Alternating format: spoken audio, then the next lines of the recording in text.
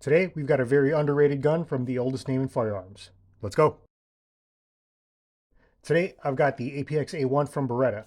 This is an updated version of the original Beretta APX, which came out a few years ago. Today, we're going to take a first look at the APX A1 and go over its features. Then I'll give you some things that I like about it and a couple of things that I don't like so much about it. But before we get rolling, the usual couple of things to note. Number one, links to everything that I talk about in my videos can be found on the blog links page, which is linked somewhere down in the description below. Number two, all firearms in this video have been safety checked, and we are in a space that's dedicated solely for the safe handling of firearms. And number three, last but not least, if you appreciate what I'm doing here, consider throwing me a super thanks. Just like everything else on the channel, all the guns you see are all self-funded out of my own pocket, so any and every little bit definitely helps. So, the APX A1. This is Beretta's entry into the polymer frame striker-fired handgun market, and it's available in both full-size and compact versions. The one I have here is a full-size model with a 4.25-inch barrel, chambered in 9mm, and a 17-round magazine. It is 7.5 inches long, 5.6 inches tall, not counting the optic, and 1.3 inches wide. That puts it somewhere in between the Glock 17 and Glock 19 in terms of size, or a better way to look at it would probably be to say it's about the same size as a Glock 19X. The APX A1 weighs 29 ounces unloaded according to Beretta. MSRP for the APX A1 full size is $499, but it can almost always be found for less than that. I paid $400 for this one at Brownells. It's also worth it to note that Beretta runs very frequent rebates on these, which saves you even more money. At the time of this video, in late September 2023, there's a $100 rebate available for both the full-sized APX A1 and the carry-sized APX A1. This puts it at $399 all in after the rebate, which undercuts the Glock 17, the Glock 19, the Glock 19X, all by at least $140 for the standard versions, and even more than that, like $220 for the MOS or optic-ready versions of those Glocks.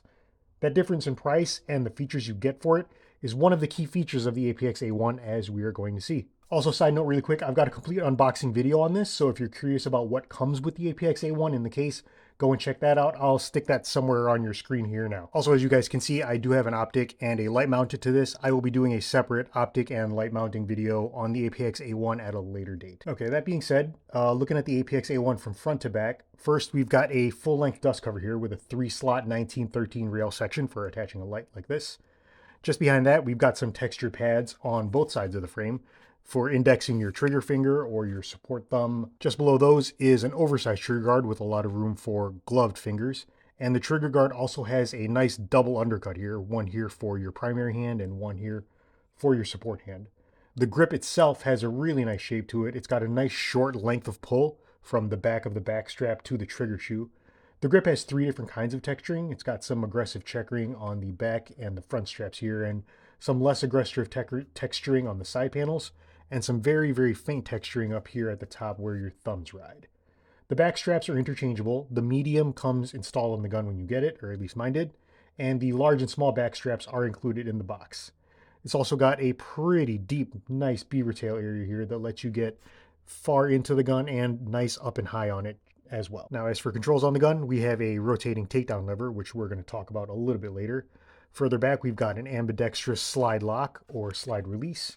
And also we have this cool feature here. This is a striker deactivation button, which you use when you take down the gun. Finally, we have a reversible mag release button. It's not ambi, it is reversible, and it's got some pretty good checkering on there so you get a good grip on it. Speaking of magazines, in states without magazine restrictions, the APX A1 is available with 2 17-round magazines.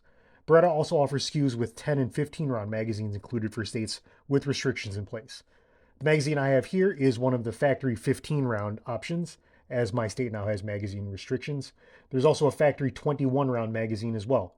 The magazines have steel bodies, and they are stamped with witness holes for round count, and they are also marked with 9x19 and made in Italy. The slide is one of the areas where Beretta has made some significant changes to the A1 over the original APX. The A1 now sports a factory optic cut that can accommodate a slide-mounted optic. The optic cut is covered from the factory by this optic plate, which you can remove when you go to install your optic. Mounting an optic necessitates the use of an adapter plate, which you can see here. The plates are steel, which is also nice, and they screw into the slide via these drilled and tapped holes. Beretta also redid the design of the slide serrations on the A1 to a more traditional design with 2 sets of serrations, one front and one back. Both sets are really nice, really deep, and they let you run the slide really easily from either side, or do press checks very, very easily. We've also got the Beretta logo and Made in Italy etched on that side, as well as the APX etched into the top of it. Beretta calls their finish Aquatech Shield, and it looks to be something close to a nitride finish, although it does seem like it might be a bit more prone to bumps and scratches, unlike other nitrides that I've seen. As you can see, we've got some very light scratching on the top of the slide. That came with the gun. It doesn't really bother me very much, but I can see that bothering some people on a brand new gun. As far as sights go, the APX A1 comes with what I think is a very solid setup. It's got dovetailed sights front and rear, and they are both steel.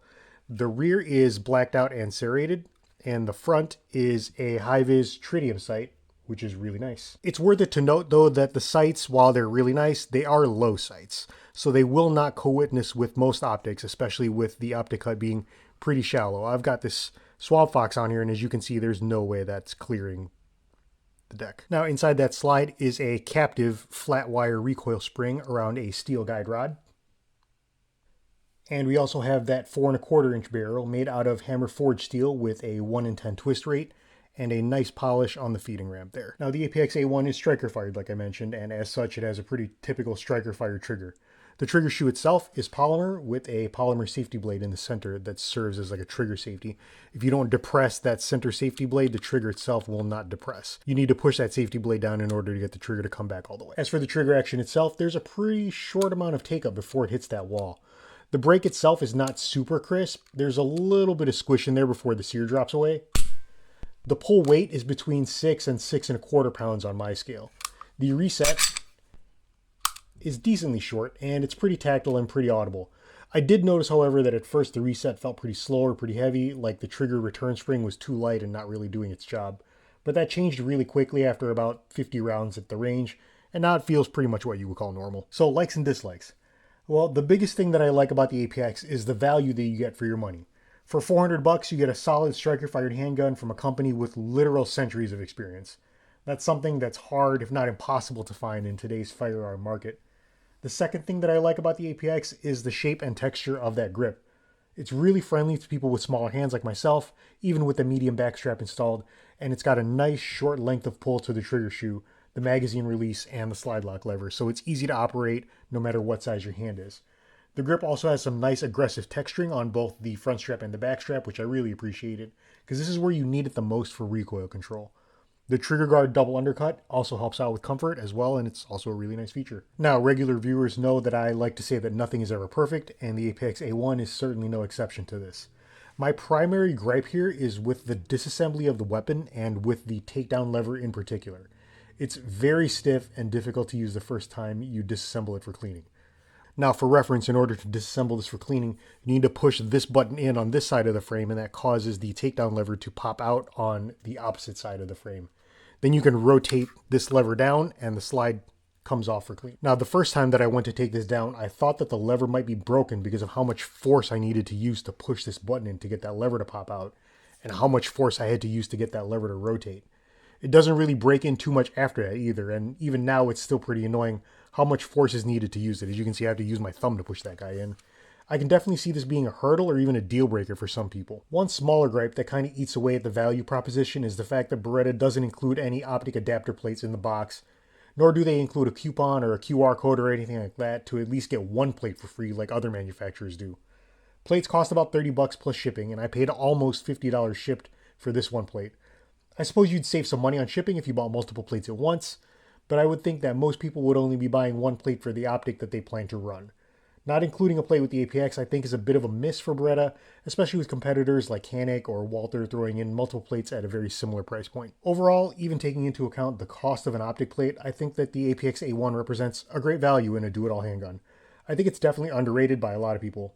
The money you'd save buying this over something like a Glock 17 or a Glock 19, especially the optic versions, would go a long way towards training or practice rounds at the range. I'm going to get some more rounds down the pipe with this, and I'll update you all in a future video. So if an update video like that interests you, make sure that you're liked and subscribed. Throw me a comment if you appreciate what I'm doing here, as it definitely helps me out with the algorithm very, very much. That's all I've got for you this time, so until next time, stay safe.